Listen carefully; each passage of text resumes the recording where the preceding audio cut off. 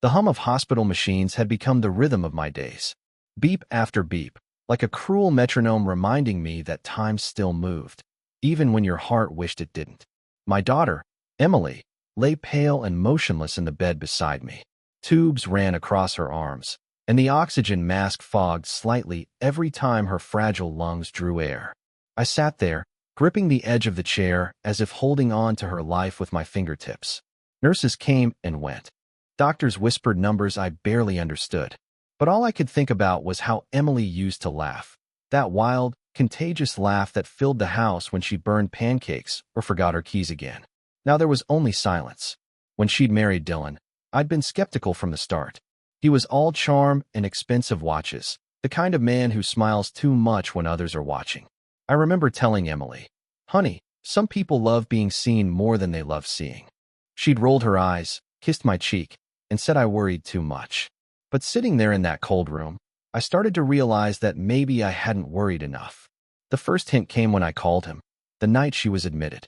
It was 2 a.m., and I expected panic on the other end of the line. Instead, I heard loud music and laughter. "Leonard, is she okay? I'm kind of in the middle of something right now." "In the middle of something?" I repeated, my voice trembling. "Your wife is in intensive care." Yeah, I'll come in the morning. Don't freak out." Then he hung up. I remember staring at the phone like it had betrayed me too. The world suddenly felt heavier. That night, I didn't sleep. I just sat beside Emily, her hand small and cold in mine, praying she'd open her eyes before he even showed his face. Morning came, and with it, his absence. The nurses asked if anyone else was coming. I told them no. I didn't want him there. Not after that call. But when I scrolled through my phone later that afternoon, I saw something that turned my stomach to ice. A photo. Dylan on a yacht, drink in hand, surrounded by people in swimsuits and fake smiles. The caption read, "Living life to the fullest." The post time? Exactly 1 hour after Emily had been rushed into surgery. I dropped the phone. It hit the hospital floor with a crack. My breath caught somewhere between rage and heartbreak. The image burned behind my eyes, not just his face, but the carelessness of it. The arrogance. The betrayal of someone who didn't even bother to pretend to care. Nurse Clara came in just then, a kind soul with tired eyes. She saw the expression on my face and didn't ask questions. She just touched my shoulder and said, "She's strong. Don't give up on her." "I won't," I whispered. "But someone else already has."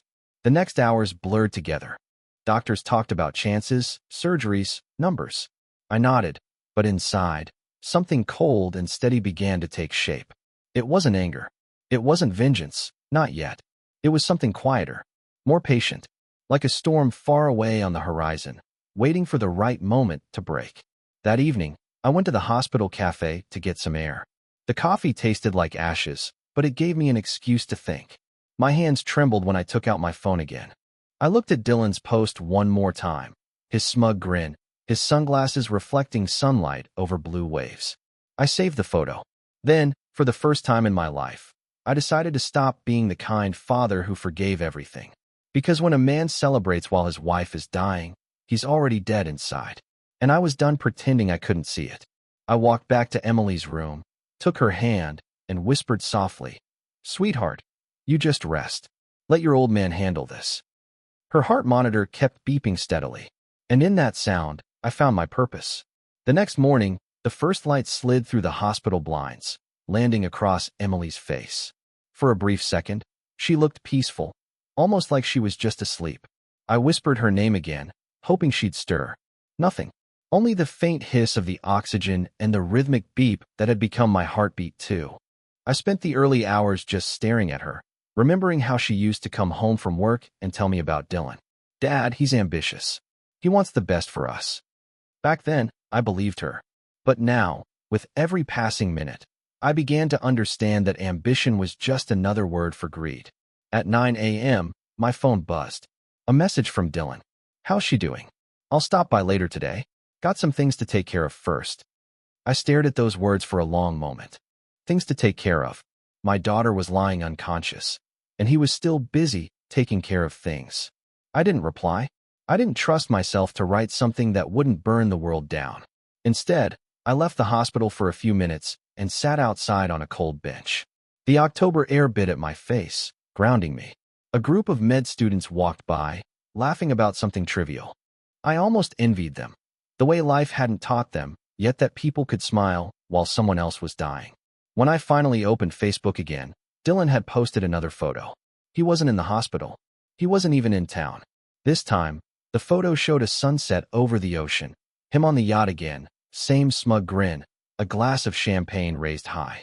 The caption read, "Grind never stops, even at sea."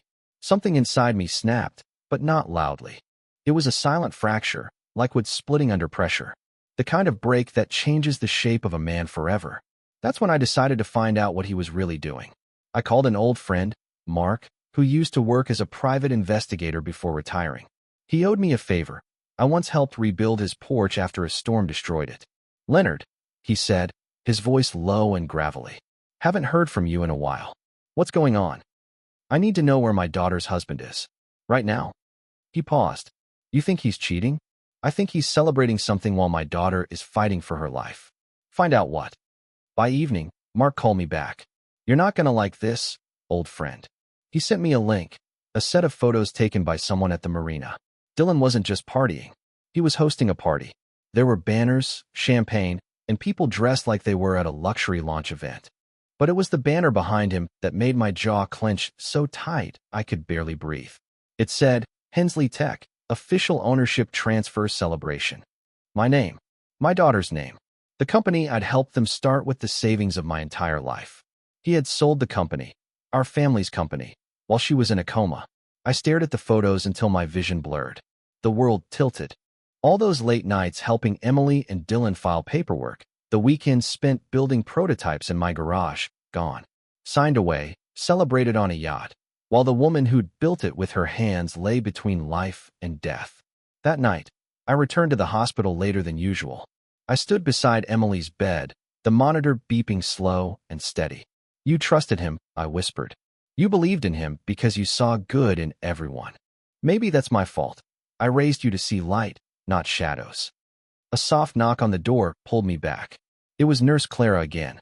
"Mr. Hensley," she said gently, "you've been here all day. You should rest." "I'll rest when she opens her eyes," I replied. She hesitated, then added quietly, "You know, she squeezed my hand earlier. Just for a second."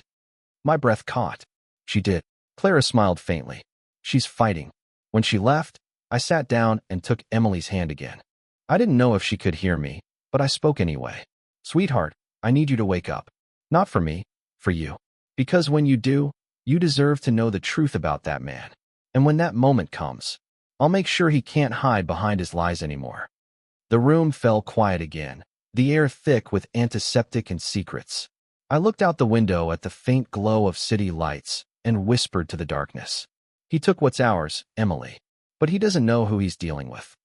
And that night, for the first time in days, I didn't pray for peace. I prayed for clarity and for the strength to set things right. 2 days had passed since Mark sent me those photos, and the fury still pulsed under my skin like a slow, steady flame. I didn't show it. On the outside, I was calm, just a grieving old man sitting beside his daughter's hospital bed. But inside, I was cataloging every detail, every name, every document that could explain how Dylan had managed to sell what wasn't his. The doctors told me Emily's condition had stabilized. She wasn't waking up yet, but she was no longer in immediate danger. I took that as a sign, not from God, but from her. She was holding on long enough for me to do what needed to be done.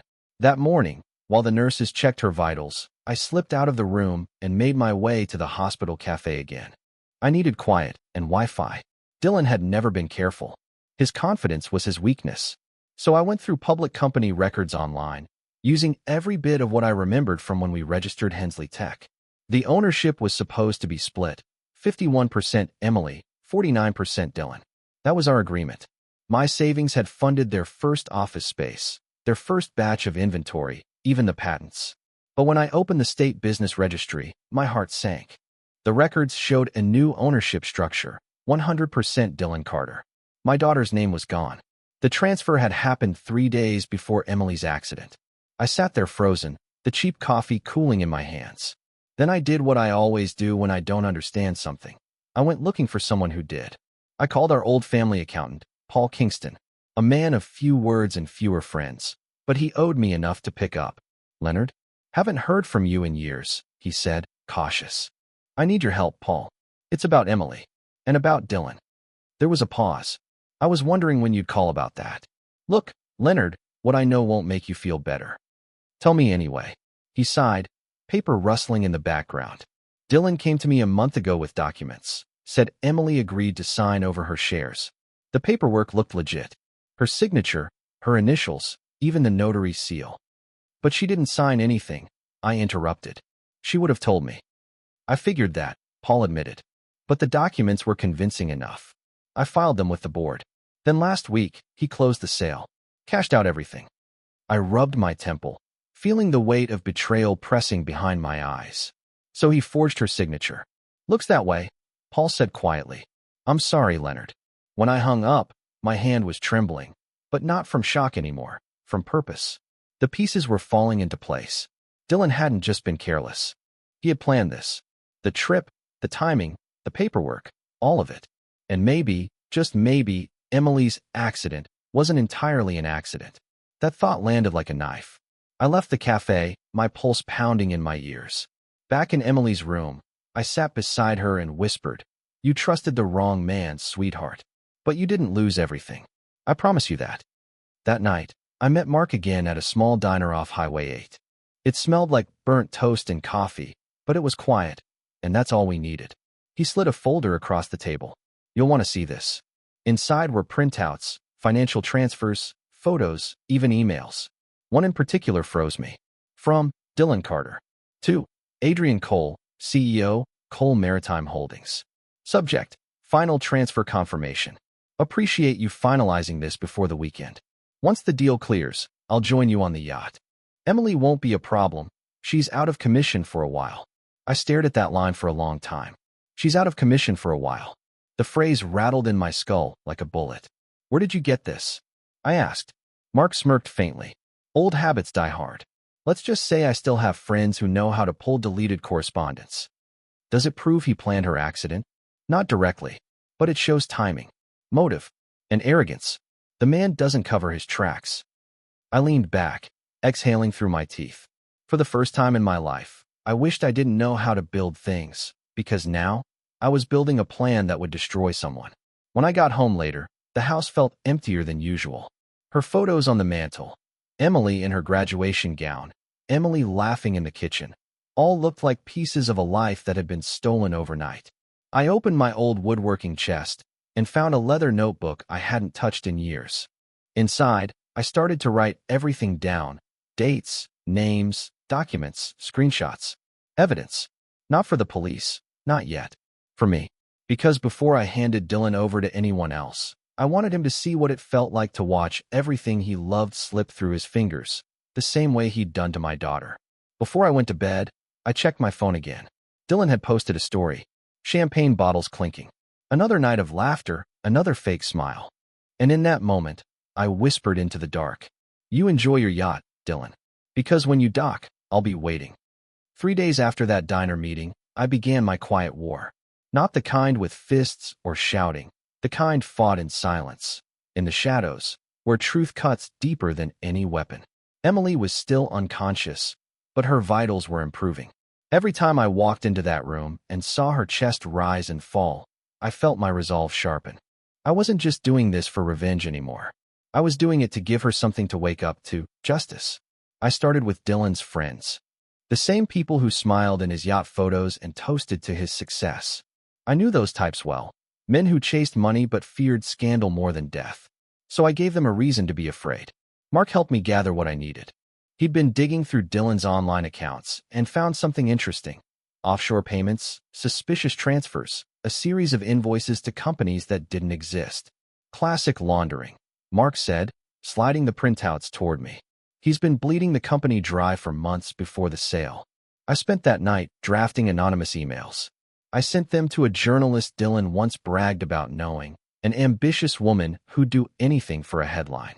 The subject line was simple. You might want to ask Dylan Carter where his investors' money went. Within 24 hours, the cracks began to show. That morning, while I sat in the hospital cafeteria, I overheard a young nurse scrolling through her phone. "Did you see this?" she whispered to another. "That tech guy, Dylan Carter, is under investigation. Fraud or something." I pretended not to listen, but inside, a slow satisfaction warmed me. The world was starting to see what I already knew. Later that day, I got a call from Mark. "He's panicking," he said. "His yacht friends are ghosting him, and his investor just froze his accounts. You've officially become his worst nightmare, Leonard." "I'm not done," I said quietly. "Not until he understands what he's done to her." That night, I returned to the hospital, exhausted but strangely calm. Clara, the nurse, met me at the door with a small smile. "Mr. Hensley," she said softly. "Emily's starting to respond to light. It's small, but it's progress." For a moment, the world stopped spinning. I felt tears sting the corners of my eyes. I hadn't cried once since she fell into that coma. Not at the accident scene, not at the betrayal, not even when I saw that yacht photo. But now, hearing she might be coming back, the dam cracked. I sat beside her bed and whispered, "I'm still here, sweetheart. You take your time. When you wake up, you'll find things a little different." As the machines hummed, I opened my phone again. Dylan had posted nothing new for 2 days. His social media was silent, unusual for a man addicted to attention. So I dug deeper. Through Mark's access, I saw private messages between Dylan and his lawyer. "Dylan, they're turning on me. Someone's leaking stuff. I can't go near the hospital. Leonard's probably waiting there." "Lawyer, you need to lay low. The board might press charges if the fraud claim sticks." "Dylan, I didn't do anything illegal. I just took what was mine." What was mine? Those 3 words repeated in my head until I felt my pulse thundering. That man had the nerve to call Emily's life's work his. The same man who hadn't even stood by her bed for one night. The next morning, I visited the old office of Hensley Tech. It still bore the same sign Emily had painted herself, slightly crooked, but proud. Inside, I found a few old employees packing up files. One of them, a kind young woman named Sarah, froze when she saw me. "Mr. Hensley," she whispered. "We didn't know what happened to Emily. Dylan said she needed space." "Is that what he told you?" I asked quietly. "She's been in the hospital for nearly 2 weeks." Her eyes widened, and she covered her mouth. "Oh my God, we had no idea." Before I left, Sarah handed me a folder. "You might want to see this. It's the original shareholder agreement, the one Emily signed before Dylan made her refile everything. He said the originals were destroyed." I opened it right there in the parking lot. Emily's signature, authentic, dated, and notarized, was intact. This was proof that the transfer Dylan had used to sell the company was fake. When I showed it to Mark later that evening, he grinned for the first time in days. "Leonard, this isn't just evidence. This is leverage." I nodded slowly. "We're not going to the police yet. I want him to face me first." That night, I sat by Emily's bedside again. The glow from the machines painted her face in pale blue light. I took her hand and whispered, "He's losing everything, Em. Piece by piece." I'm not shouting, not fighting, just letting his lies crumble under their own weight. Her fingers twitched faintly. It was small, barely there, but I saw it. My throat tightened as I leaned closer. "You're coming back to me, aren't you?" For the first time, I allowed myself to believe it. But in the shadows of that sterile hospital room, I also knew something else. Dylan wasn't going to vanish quietly. Men like him never do. And when he finally came for me, as I knew he would, I'd be ready. It was late afternoon when the storm finally came. Not the one outside. The sky was calm, the light golden through the hospital windows, but the one I had been waiting for since the night Emily was admitted. I heard his voice before I saw him. Loud. Entitled. A tone that didn't belong in a place where people were fighting for their lives. "Yeah, I'm her husband," Dylan said at the reception desk. "Dylan Carter. Just tell me where she is." My chest tightened. I stood from my chair beside Emily's bed, brushing her hair gently from her forehead. "Looks like the rat found his way back to the ship," I muttered under my breath. The door opened. He walked in wearing designer sunglasses, though the sun had already set. His tan had deepened since those yacht photos. His shirt was crisp, his smile rehearsed. But his eyes, those eyes flickered with something new. Fear. "Leonard," he said with a half grin, pretending surprise. "Didn't expect you here 24/7. You should take care of yourself, old man." I didn't answer. I just stared at him, long enough for the silence to choke the air between us. He shifted uncomfortably, then turned toward the bed. She looks better, he murmured, pulling up a chair. Doctors say she might wake soon? Yes, I said. My voice was low, steady. She will. And when she does, she'll have questions. He swallowed. Look, Leonard, I know how this must look. The photos, the party. That was just business. Investors' event. I didn't want to go, but they insisted. Stop. Just one word. He froze. I stepped closer, my hands trembling, but not from weakness. Do you think I'm a fool? You were on a yacht celebrating while my daughter was cut open on an operating table. You forged her signature. You sold her company. His jaw tightened. You don't know what you're talking about. Oh, I do, I said quietly, pulling a folded paper from my jacket. You might recognize this, the original shareholder agreement. The one you claimed was destroyed. The color drained from his face. Where did you? It doesn't matter, I interrupted. But I suggest you start thinking about what happens next, because I've got copies in 3 places, and one of them already sits on a journalist's desk. For a moment, the mask slipped. His charm collapsed into something raw and ugly.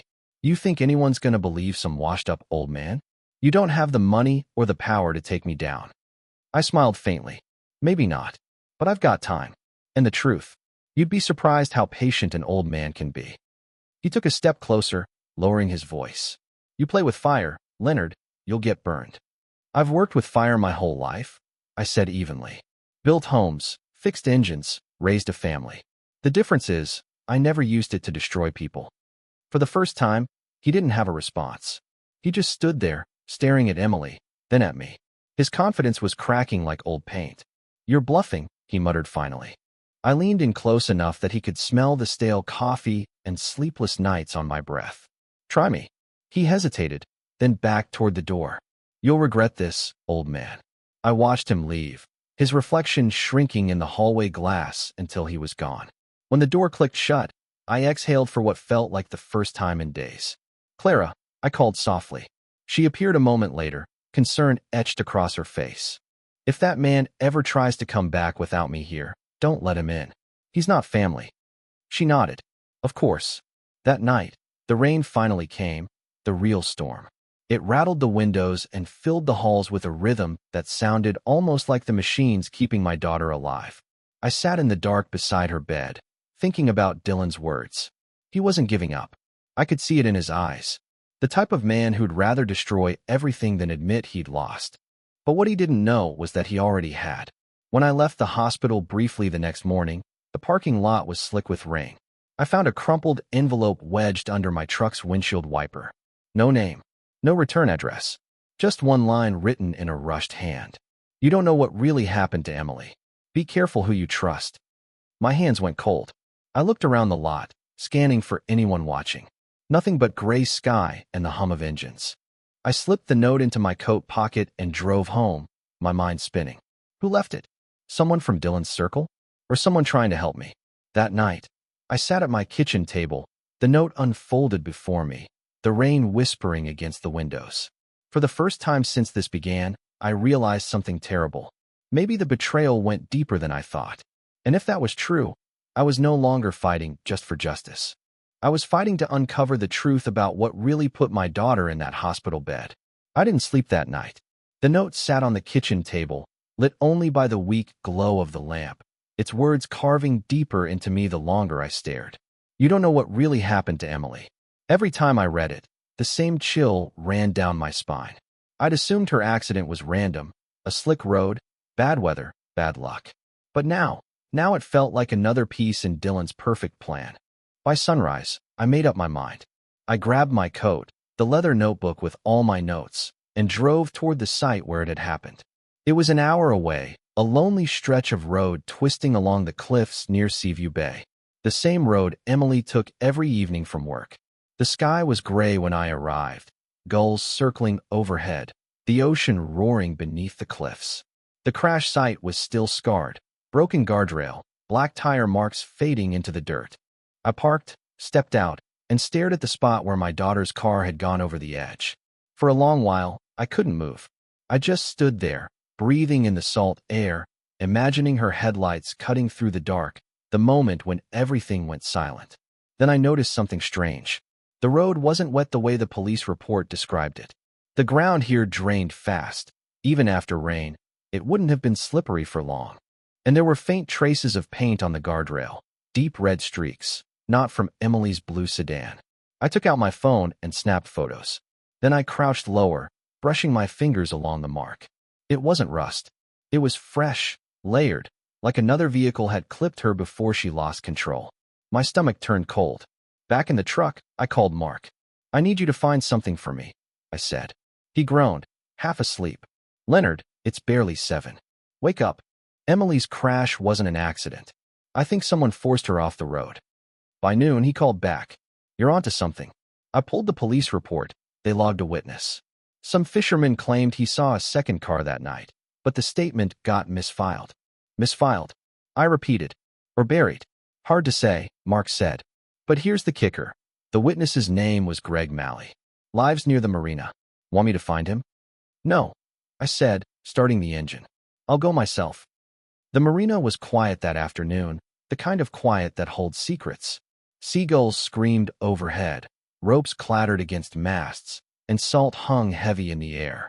I found a man sitting by the docks, mending a torn fishing net, weathered skin, sun-bleached beard, the look of someone who'd seen too much sea and too little comfort. "You Greg Malley?" I asked. He looked up, wary. "Depends who's asking. Name's Leonard Hensley. You gave a statement a few weeks back about a car accident near Seaview Bay." His eyes narrowed. "You the father?" I nodded. He sighed, dropping the net. "I saw what I saw. Don't care what the cops said." "Tell me." He leaned back, his voice low. "That night was clear. I was out by the rocks checking traps. Saw your girl's car come around the bend. Fast, but steady. Then another car, black SUV, no lights, came up behind her. It nudged her once, then again. Next thing I know, she's through the guardrail." My throat closed. "You're sure?" "I know what I saw," he said firmly. "Tried to tell the cops. A man came by next day, told me to forget it. Said it was handled. He wore a suit. Not a cop. Smelled like money." I knew immediately who that sounded like. "Did you see his face?" I asked. Greg squinted. "Couldn't see much. But I remember one thing. The car he got out of had a sticker on the bumper. Some yacht club emblem. Golden anchor." My pulse pounded. I'd seen that emblem before, in one of Dylan's social media photos, right behind his precious yacht. When I left the marina, I felt the world tilt again. Everything lined up too neatly. The ownership transfer, the timing, the fake documents. Dylan hadn't just stolen from Emily. He'd tried to erase her. I pulled over on the highway and sat there for a long time, gripping the wheel so hard my knuckles turned white. The ocean stretched endless on my right, calm and uncaring. "You did this," I whispered to the air. "You put her here." By the time I returned to the hospital, the rage had burned into something colder, clarity. I walked into Emily's room and found Nurse Clara adjusting her for. "She's improving," Clara said softly. "You might start talking to her more. Sometimes they hear us, even if they don't respond." I nodded and took my seat beside the bed. I leaned close and whispered, "Sweetheart, I know what happened now. He didn't just betray you. He tried to take you from me. But I promise you're safe now. I'll make sure he never hurts anyone again." For the first time, her eyelids fluttered. Not a dream, not a twitch, a faint, deliberate movement. I froze, then grabbed her hand. "Emily, can you hear me?" Her lips parted, a whisper escaping so soft I almost thought I imagined it. "Dad," I broke.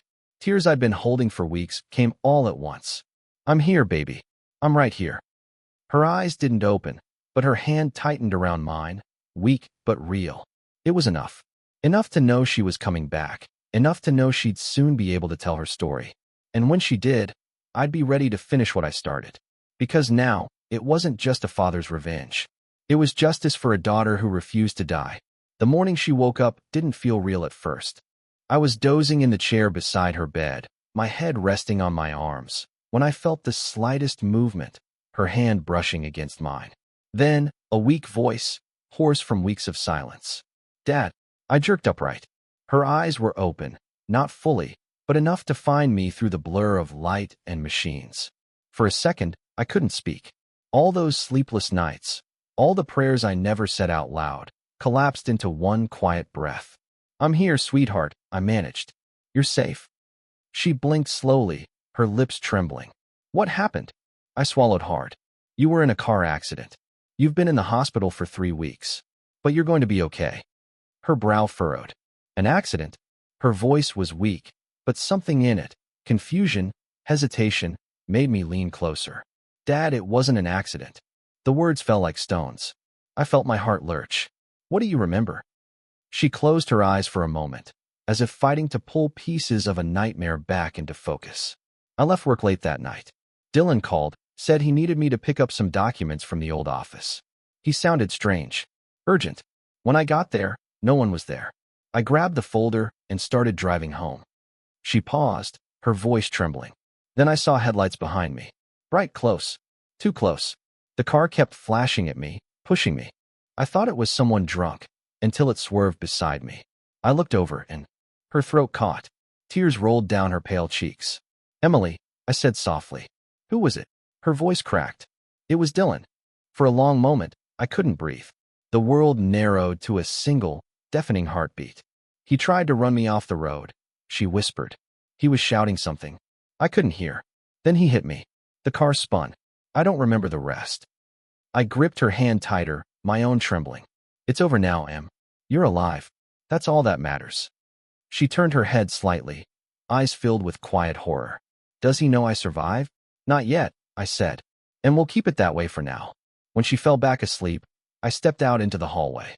My chest felt hollow, not with fear anymore, but with a cold, focused determination. The kind that doesn't burn. It builds.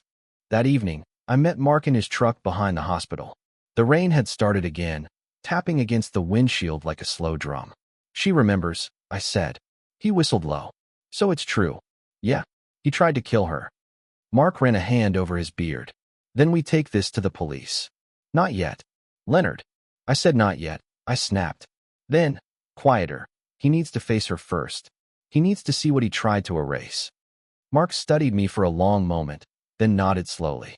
All right. But be careful. Men like Dylan, when they realize they're cornered, they bite.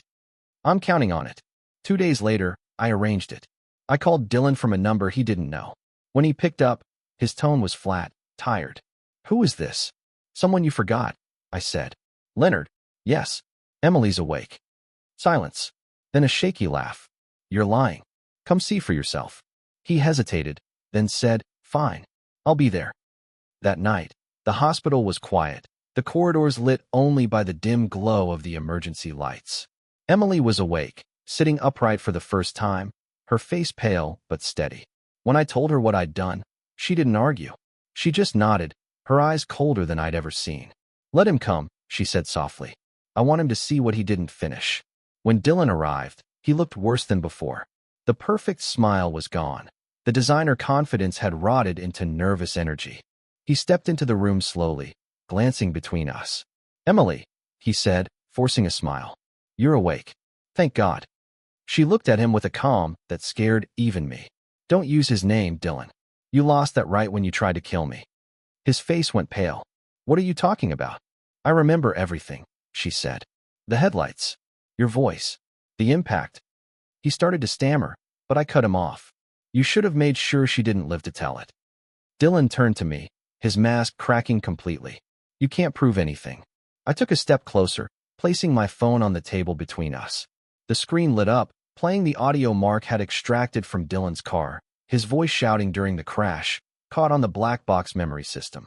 Just sign the papers, Emily. Stop fighting me. Metal screeching. Tires. Her scream. The blood drained from his face. Where did you get that? Doesn't matter, I said. What matters is what happens next. He lunged for the phone, but I was faster. I stepped between him and the bed, my voice calm, steady, the way it gets right before wood splits under the blade. You wanted her gone, Dylan. But she lived. And now the whole world will know what you did. For the first time, he had no lies left. No excuses. Only the look of a man realizing that everything he built on deceit was collapsing. I leaned closer. You tried to destroy my daughter's life for money. You took my years, my savings, my trust. But you forgot one thing. You can't bury truth with cash. He backed away, his face twisted in panic, and bolted out of the room. I didn't chase him. I didn't need to. The storm was already coming for him, and I'd set it in motion. Emily reached for my hand, her voice faint but strong. You did it, Dad. I shook my head softly. No, sweetheart. We did. Outside, thunder rolled over the city, the sound of reckoning finally beginning. The next morning, the hospital felt different. The air was lighter somehow, even though the storm outside had barely passed. Emily slept peacefully, her breathing steady. For the first time in weeks, I saw color returning to her face. But I knew the peace wouldn't last. I stood by the window, phone in hand, watching the rain slide down the glass. The recording from Dylan's car sat saved on my device like a loaded weapon, one that didn't fire bullets but truth. The kind that left reputations in ruins and souls exposed. Mark called around 9 a.m. You sure you want to go through with this, Leonard? He asked. Once it's out, there's no putting it back. I'm sure, I said quietly. He tried to kill my daughter. I won't let the world call him a victim anymore. I sent the file to the journalist who'd first covered Dylan's business scandal, Mara Townsend, from the Oregon Ledger. Her email reply came within 10 minutes. Mr. Hensley, if what you're sending me is authentic, this is bigger than fraud. I'll verify the audio and publish immediately. M.T. By noon, the headline hit every major feed. Tech entrepreneur Dylan Carter under investigation for attempted murder of wife. The article was brutal. It detailed the fraudulent company transfer, the offshore accounts, and, finally, the damning recording of Dylan shouting over Emily's scream. The sound of impact echoed through every news broadcast that day. I watched it unfold from a small TV in the hospital lounge. Nurses and patients whispered. Reporters camped outside. For once, justice didn't need a courtroom to begin. Later that afternoon, I returned to Emily's room. She was awake, propped up with pillows, scrolling slowly through her phone. Her hands trembled slightly, but her eyes were alive again. He's everywhere, she whispered. TV, online, they're calling him a monster. Good, I said softly. He finally earned the title. Tears welled in her eyes, but this time they weren't from pain. Dad, I didn't think I'd ever see this day. I pulled up a chair beside her. You're stronger than you think, Em. He wanted to erase you. Instead, you became the proof of his downfall. She reached for my hand. What happens now? Now, I said, we let the world do what it does best, destroy the ones who thought they were untouchable. That evening, the chaos reached its peak. Dylan's company stocks plummeted. His investors abandoned him. The police issued a warrant. News cameras followed him through the city as he tried to hide behind a hood and sunglasses. But there's no disguise for guilt. Mark called again. They picked him up at the marina, he said. He was trying to get on his yacht. Guess he thought he could sail away from everything. Fitting, I replied. He started on that boat. He'll end on it too. When I hung up, I looked back at Emily. She was smiling faintly, though tears shimmered on her cheeks. You did it, she said. I shook my head. We did. You fought your way back. You gave me a reason not to give up. For a while, we sat in silence, just listening to the hum of machines and the distant rumble of thunder. Then she said something that stayed with me. I don't hate him, Dad. I turned to her, startled. I should, she continued, but I don't. I pity him. He thought money and power made him safe. But look at him now, empty. I studied her face, the quiet strength, the resilience. Somewhere between pain and forgiveness, she had found peace. I envied that. The next day, Mara Townsend called me personally. We're running a follow-up, she said. A story about you and Emily. A father who fought for justice when everyone else looked away. Do you want to give a statement? I hesitated, then answered, just one line. Go ahead. Tell them the truth isn't revenge, I said. It's remembrance. You fight not to hurt the guilty, but to protect the innocent from being forgotten. There was silence on the other end for a moment. Then she said softly, That's powerful, Mr. Hensley. When the second article came out, the headline read, A Father's Quiet War, How Leonard Hensley Brought a Killer to Justice. The hospital staff clapped when they saw it. Clara hugged me in the hallway. Even the doctor who'd treated Emily came by to say, You're one hell of a father, Mr. Hensley. But in truth, I didn't feel like a hero. I felt tired. That night, as I sat beside Emily, I watched her sleep again. Peaceful this time, without the wires and fear. The storm had finally passed. Outside the window, the moonlight fell across the wet streets, soft and forgiving. I whispered, almost to myself, It's over, sweetheart. You're free now. Then, for the first time in weeks, I closed my eyes and let sleep take me, not haunted by guilt or rage, but by something gentler. The sound of my daughter breathing. The proof that love endures longer than vengeance. The courthouse smelled like dust and disinfectant, a strange mix of old wood and cold justice. I hadn't been inside one since the day I finalized Emily's adoption papers all those years ago, when she was still a little girl clutching my hand. Back then, it was a place of hope. Today, it was something else entirely. Dylan sat across the room, dressed in a cheap suit that didn't fit. The man who once boasted about wearing custom Italian shoes now stared at the floor like it might save him. Cameras flashed when he entered, but no one was smiling. His arrogance was gone. Only emptiness remained. Emily sat beside me, still pale but strong enough to attend. The doctor hadn't wanted her to come, but she insisted. "I need to see this," she'd said that morning. "I need to hear him say it out loud." So here we were, a father and daughter facing the man who tried to erase them both. When the judge called the case, the prosecutor stood and laid everything out. The forged documents, the fraudulent sale, the offshore accounts, the evidence from the car's black box. Every word hit like a hammer. I watched Dylan's face tighten as the audio recording played again, his voice echoing through the silent courtroom. "Just sign the papers, Emily. Stop fighting me." Metal screeching. Her scream. Even the reporters looked uncomfortable. The defense lawyer tried to argue stress, mental instability, even temporary loss of control. But no excuse could wash away the sound of intent in his voice. When it was Emily's turn to speak, she stood slowly, one hand resting on the wooden railing for balance. Her voice trembled at first, but grew steadier with each word. "You always told me, Dylan, that we were a team," she began. "That everything we built was ours. But when things got hard, you decided to keep the parts that benefited you and destroy the parts that didn't." She paused, glancing at the judge. "He didn't just try to kill me. He tried to erase me. But I'm still here, and I'm not afraid anymore." The courtroom was silent. Even the judge's gavel seemed to wait. Dylan didn't look up. He just rubbed his face with both hands, as if trying to wipe away what he'd done. Then the judge spoke. "Mr.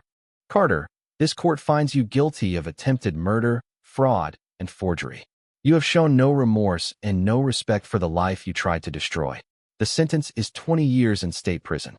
A low murmur rippled through the room. Cameras clicked again. Dylan looked up for the first time, straight at me. For a brief moment, our eyes met.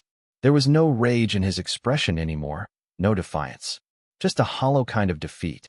The kind that comes when a man realizes his kingdom was built on sand. I didn't say a word. I didn't need to. The silence between us said everything. When they led him away in handcuffs, I felt something shift inside me. Not triumph, not even satisfaction. Just release. Outside, the crowd waited. Reporters shouted questions. "Mr. Hensley, how does it feel to see justice served? Emily, what do you want people to learn from this?" She stopped, turned toward them, and said calmly, "That no amount of money is worth a person's soul, and that silence is how evil survives. Don't be silent." I looked at her, my daughter, alive, unbroken, and realized she didn't need my protection anymore. She had found her own strength in the wreckage. We walked down the courthouse steps together, side by side. The flash of cameras followed us, but I barely noticed. The rain had stopped, and sunlight broke through the clouds, scattering across the wet pavement like shards of glass. For the first time, I didn't feel the weight of anger pressing on my chest. I felt light. Empty, maybe, but in the way a man feels when the war is finally over. That evening, we went home. The house smelled of cedar and coffee, the way it always had. I made tea while Emily sat at the kitchen table, looking through old photos. One showed her mother, smiling, holding baby Emily in her arms. "She'd be proud of you," I said quietly. Emily looked up, eyes glistening. "Of us, Dad." I smiled faintly. "Maybe, but you're the one who taught me something. Revenge isn't about hurting someone back. It's about making sure truth stands when lies fall apart." She nodded, then reached across the table and took my hand. "So what now?" I looked out the window. The yard was soaked, but the sky was clearing. The wind had gone still. "Now we live, Em. That's the best revenge of all." She smiled, soft, genuine, free. For the first time in months, laughter returned to our house. Quiet at first, then real. The kind that fills rooms, heals wounds, and reminds you why you fought so hard in the first place. I leaned back, closing my eyes, letting that sound wash over me. Because in the end, justice wasn't about punishment. It was about peace, the kind earned one silent step at a time. And for an old man who'd lost everything, peace was enough. A year passed before I saw him again. The leaves had turned gold by the time I decided to visit the state prison. A gray fortress crouched beneath the mountains like it had grown there out of stone and regret. For months, I told myself I was done with Dylan, that justice had already spoken. But some nights, when the house fell silent and Emily's laughter drifted faintly from her room, I'd catch myself wondering if closure was really silence or confrontation. So one cold morning, I put on my old jacket, drove 3 hours north, and told the guards I wanted to see Dylan Carter. They looked surprised but didn't ask why. Everyone in Oregon knew the story by now. The tech mogul turned convict, the father who brought him down. The waiting room was sterile and humming with fluorescent light. The guard led me through a series of doors until we reached the visiting booth. 2 chairs, a sheet of scratched glass, and a metal phone on each side. He entered a few minutes later. Gone was the man who once wore tailored suits and smiled from magazine covers. Dylan looked smaller somehow, his hair cropped short, his face hollowed out. The confidence that used to radiate off him was gone, replaced by something that looked like awareness. He sat down, lifted the phone, and for a while, neither of us spoke. "You came," he said finally, his voice rasped from disuse. "I did." He studied me through the glass. "I didn't think you would. I didn't think I needed to," I replied. "But unfinished stories keep me awake." He smirked faintly, though it didn't reach his eyes. "So what now? You came to see me rot?" I shook my head. "I came to see if you'd learned why." He leaned forward, his eyes flickering. "Why what? Why everything you built fell apart the moment you betrayed someone who loved you." He opened his mouth, then closed it again. For a moment, I saw the faintest crack in his arrogance. "You think I don't regret it?" he asked. "I wake up every day in this cell replaying that night. What I said, what I did. Regret isn't redemption, Dylan," I said quietly. "It's just memory wearing guilt's clothes." He looked down at his hands. The silence stretched between us, filled with years of pain and the ghosts of everything that could have been. Finally, he said, She's doing okay? She's stronger than ever," I replied. "Finishing what you both started. Hensley Innovations, that's what she renamed it. She hired back the people you fired. They build medical equipment now, ventilators, prosthetics, things that save lives." He looked away, blinking hard. "I guess she's better without me." I exhaled slowly. "She always was." He laughed bitterly. "You sound like a man who's won." I shook my head. "There are no winners in stories like ours. Only survivors." For a long moment, we just sat there, an old carpenter and the man who almost took everything from him. 2 ghosts sharing air on opposite sides of the glass. "Finally," I said, "I didn't come here for revenge. I came to forgive you." He blinked, startled. "Forgive me?" "Yes. Not because you deserve it, but because I refuse to let you live in my head rent-free any longer." Dylan swallowed hard. His hand trembled as he gripped the receiver. "I don't know what to say." "Then don't," I said softly. "Just remember, you had everything, love, trust, family, and you traded it all for greed. That's your sentence, Dylan. The bars are just decoration." He looked at me then, really looked, and for the first time, I saw the boy beneath the man, the one who thought winning meant having more instead of being more. When the guard came to signal time, I stood. Dylan didn't move. He just watched me through the glass as if hoping for something. Maybe pity, maybe understanding. Before I left, I said, "You asked me once what I believed in. I didn't have an answer then, but I do now." He lifted the phone again. "What's that?" I smiled faintly. "I believe in second chances. But not for you. For the people you almost destroyed." Then I hung up the receiver and walked away. Outside, the autumn wind cut sharp against my face. The prison loomed behind me, gray and endless, but the road ahead was gold with fallen leaves. When I got home that evening, Emily was sitting on the porch steps, wrapped in a blanket, her laptop on her knees. She looked up and smiled. "You went, didn't you?" "I did. How did it feel?" I thought for a moment. "Like closing a door that's been open too long." She nodded, stood up, and hugged me. "You did the right thing, Dad." "No," I said, resting my hand on her shoulder. We did. We stood there as the sun dipped behind the trees, the sky painted in fire and calm. For once, there was no anger, no noise, just the quiet hum of life moving forward. That night, after Emily went inside, I sat alone on the porch, watching the stars appear one by one. Somewhere out there, a younger version of me might have dreamed of revenge. But the man I'd become finally understood something deeper. Revenge ends the story. Forgiveness rewrites it. I looked toward the faint glow of the hospital in the distance, the place where all of this began, and whispered softly, "Rest easy, sweetheart. The storm's over." The crickets sang. The wind stirred the pines. And for the first time in a long time, I felt peace not as an idea, but as a homecoming.